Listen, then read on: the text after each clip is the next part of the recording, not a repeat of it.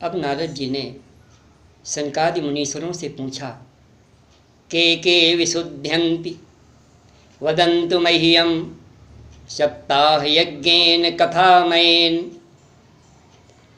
इस भागवत कथा रूपी सप्ताह यज्ञ से संसार में कौन कौन लोग पवित्र हो जाते हैं। तब सनकादि ने नारद जी को बताया कि इस पवित्र कथा से बड़े से बड़े दुराचारी, पापाचारी, अधर्मी, नारकी लोग भी पवित्र होते हैं। और उन्होंने गोकर्णोपाख्यान के नाम से प्रसिद्ध एक प्राचीन इतिहास उपाख्यान सुनाया नारद जी को। यह गोकर्णोपाख्यान बहुत ही पवित्र उपाख्यान है। इस कथा को सुनने से सभी पापों का नाश होता है, ऐसा स्पष्ट रूप से श्रीमद् भागवत महात्म कथा में कहा गया है। सनकादि नारद जी को आत्मदेव ब्राह्मण जी की कथा सुना रहे हैं, जिसे गोकर्णोपाख्यान के नाम से जाना जाता है। सनकादि नारद जी को बता रहे हैं कथा सुनाते हुए, तुंगभद्रा तटे पूर्वं भूतपत्तनमुत्तमं यत्र वर्णाः स्वधर्मेण सत्य सत्कर्म तत्पराः। नारद जी कह रहे हैं, तुंगभद्रा नदी के तट पर एक अनुपम नगर बसा हुआ था। यहाँ अनेक वर्णों के लोग मिलजुल कर रहते थे, जो सत्य और सत्कर्मों में हमेशा तत्पर रहते थे। आत्मदेवः पुरे तस्मिन् सर्ववेद विशारदः श्रौतस्मार्ते सुनिष्णातो द्वितीय युव भास्करः। यहीं पर आत्मदेव नाम के एक ब्राह्मण निवास करते थे, जो सभी वेदों के विशेषज्ञ थे। कर्मकांड, वैदिक धर्मों, वैदिक कर्मों में अत्यंत निपुण थे, परम तेजस्वी थे, प्रकांड पंडित थे। आत्मदेव ब्राह्मण की पत्नी का नाम धुंधुली था, लेकिन धुंधुली का चरित्र, जीवन, गुण अपने पति से सर्वथा भिन्न थे। धुंधुली के संबंध में बताया जा रहा है, लोकवार्तारता क्रूरा प्रायसो बहुजल्पिका सूरा च गृहकृत्येषु कृपणा कलह प्रिया। धुंधुली लोकवार्ता रता क्रूरा प्रायसो बहुजल्पिका, लोकवार्ता करने में उसे बड़ा आनंद मिलता था। एक दूसरे की चर्चा सुनना सुनाना उसे बड़ा रस देता था, बहुत आनंद देता था। कुछ न कुछ बकवाद हमेशा करती रहती थी। घर का कार्य करने में बड़ी निपुण थी, कृपण थी, और उसकी सबसे बड़ी बुराई थी, वह कलह प्रिय थी। कलह प्रिया, घर में कलह मचाती रहती थी, झगड़ालू प्रवृत्ति की थी। अगर घर में कलह प्रिय कोई व्यक्ति रहता है, चाहे वो पुरुष हो चाहे स्त्री हो, तो उस घर में चाहे जितनी बड़ी संपन्नता हो, वह घर नरक बन जाता है। पंडित जी के साथ ऐसा ही कुछ था। पत्नी का चरित्र वास्तव में पंडित जी के चरित्र से मेल नहीं खाता था। आत्मदेव जी के साथ एक चिंता और जुड़ी हुई थी, न पुत्रो नापि वा पुत्री ततश्चिंता तुरो भीषम। उनके न कोई पुत्र था न कोई पुत्री, इसी चिंता में वो निरंतर जलते रहते थे। एक दिन पुत्रेषणा ने पंडित जी को अत्यंत परेशान कर दिया। देखिए, 3 प्रकार की ऐषणाएँ होती हैं। ऐषणा का मतलब होता है इच्छा। पुत्रेषणा, वित्तेषणा, लोकेषणा। पुत्रेषणा पुत्र की इच्छा, वित्तेषणा धन की इच्छा, लोकेषणा मान सम्मान प्रसिद्धि पाने की इच्छा। और इन 3 प्रकार की ऐषणाओं में व्यक्ति जीवन भर जूझता रहता है। कोई भी व्यक्ति इन ऐषणाओं से सर्वथा मुक्त होने का दावा नहीं कर सकता। हाँ, कोई परम विरक्त संत, परम भागवत संत ही इन ऐषणाओं से मुक्त होते हैं। तो एक दिन अत्यंत परेशान होकर के पंडित जी सोचने लगे, इस जीवन से क्या फ़ायदा, संतानहीन जीवन किस काम का, इससे अच्छा है प्राण त्यागना ही इससे अच्छा है। पुत्रेषणा ने पंडित जी को अत्यंत अवसाद की स्थिति में ला दिया और एकदा साधुयो दुखाद गृहम त्यक्त्वा वनम गता। और एक दिन दुख से व्याकुल होकर के वो पंडित जी जंगल में चले आए, वन को चले आए। चिंताओं ने उनके शरीर को जर्जर कर दिया था। दोपहर का समय था, उन्हें प्यास लगी। जंगल में एक तालाब के किनारे आकर के उन्होंने जल ग्रहण किया और वहीं पर बैठ गए। सहसा वहीं एक सन्यासी आ गए। उन्होंने भी जल में, तालाब में जाकर के जल ग्रहण किया। और जब पंडित जी ने देखा कि सन्यासी ने जल ग्रहण कर लिया, तब आत्मदेव जी उन सन्यासी के पास पहुँचे और उनको प्रणाम करके उनके सामने खड़े होकर जोर जोर से सांसें लेने लगे, रोने लगे।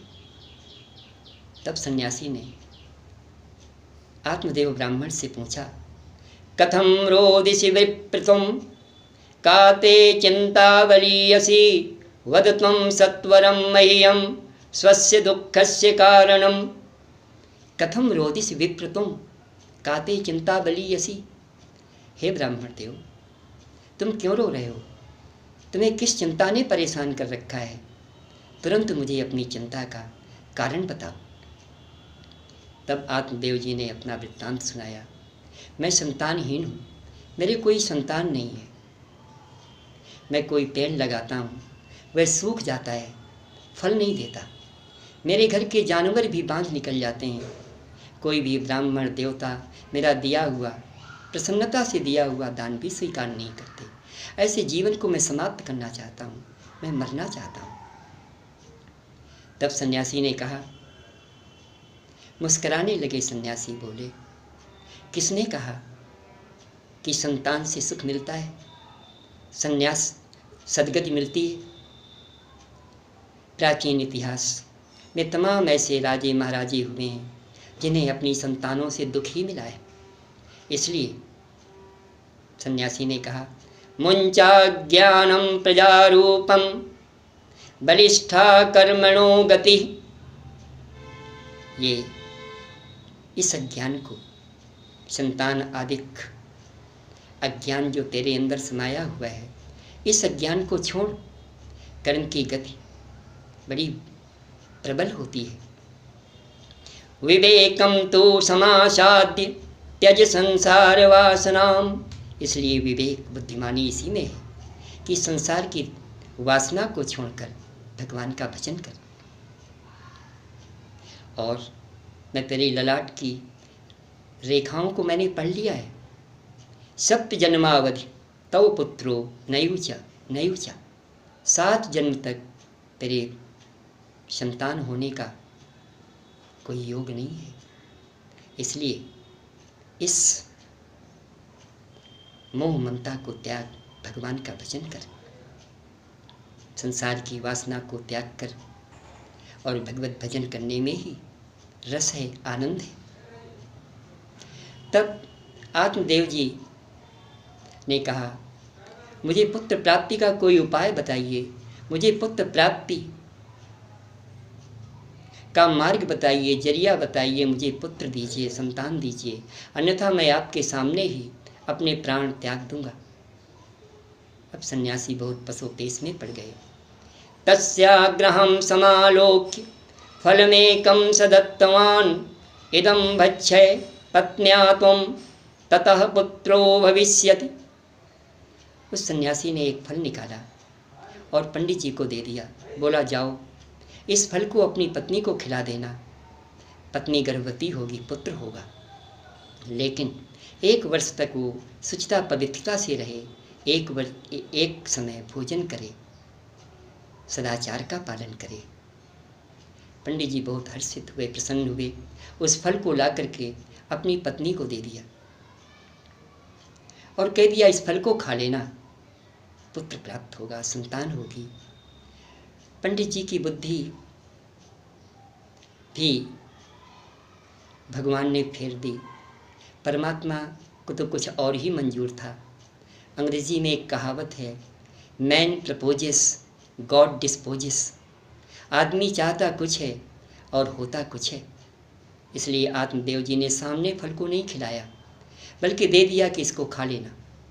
धुंधली ने फल ले लिया और तरह तरह की नकारात्मक बातें सोचने लगी। उसकी सखी आ गई और उस सखी से कहने लगी, देख पंडित जी कह रहे हैं इस फल को खाने से तो गर्भवती हो जाएगी, मैं गर्भवती हो जाऊंगी, फिर क्या होगा?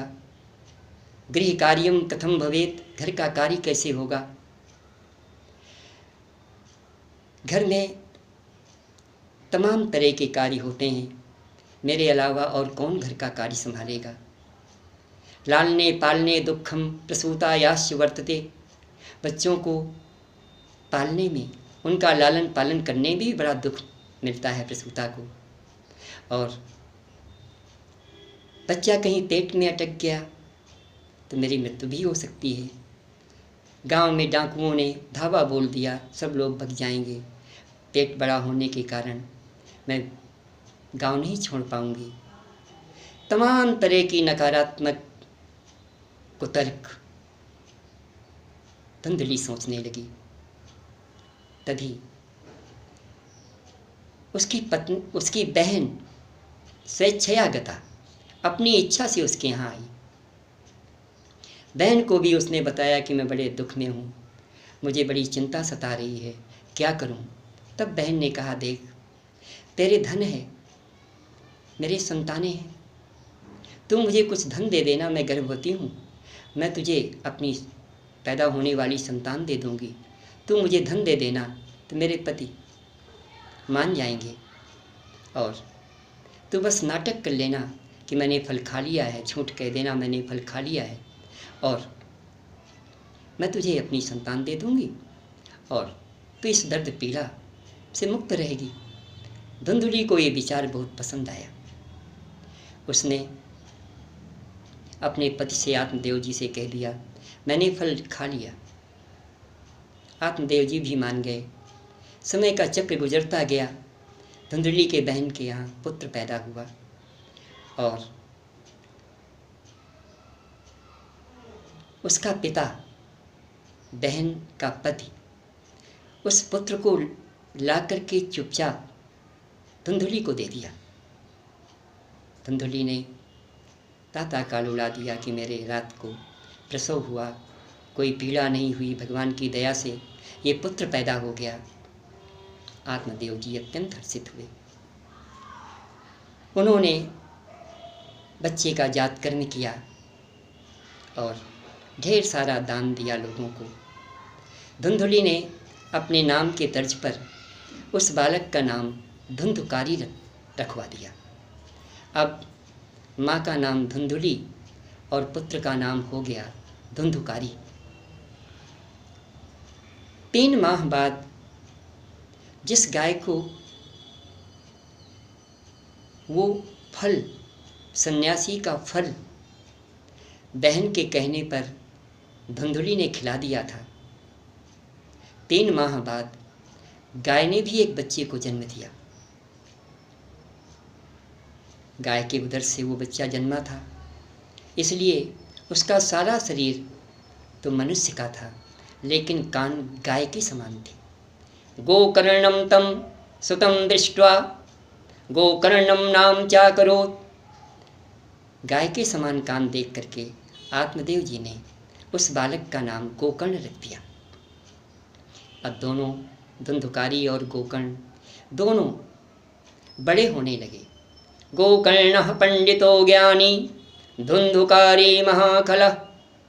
गोकर्ण बचपन से ही परम विद्वान, सदाचारी, सत्कर्मी, माता पिता की आज्ञा मानने वाले निकले, लेकिन धुंधुकारी महाखल निकला। इतना खल कि कोई कुकर्म उससे शेष नहीं था। कोई ऐसा कुकर्म नहीं था जो न करता हो। उसके संबंध में कहा जा रहा है कि वह मुर्दे तक के से स्पर्श किया हुआ भोजन आदि ग्रहण कर लेता था। कोई ब्राह्मणोचित कर्म नहीं करता था, सारे कुकर्म करता था, सबसे द्वेष करता था, झगड़ा करता था, चोर प्रवृत्ति का था। बच्चों को खिलाने के बहाने अपने पास बुलाता और उन्हें ले जा करके कुएं में डाल देता। चौरः सर्वजन द्वेषी परवेश्म प्रदीपकः लालनायार्भकान् धृत्वा सद्यः कूपेन पातयत्। बच्चों को अपने पास फुसला करके बुलाता और उन्हें उठा करके तुरंत जा करके कुएं में डाल देता। अंधों को रास्ता दिखाने के बहाने कुएं के पास ले जाता और कुएं में उनको गिरा देता। इस प्रकार धुंधुकारी का चरित्र था। कोई कुकर्म शेष नहीं था जो न करता हो। अब और बड़ा होने लगा। जैसे जैसे वो बड़ा होने लगा, अपने माता पिता को कष्ट देने लगा। उनकी बात नहीं सुनता, बात नहीं मानता और उन्हें मारने पीटने भी लगा।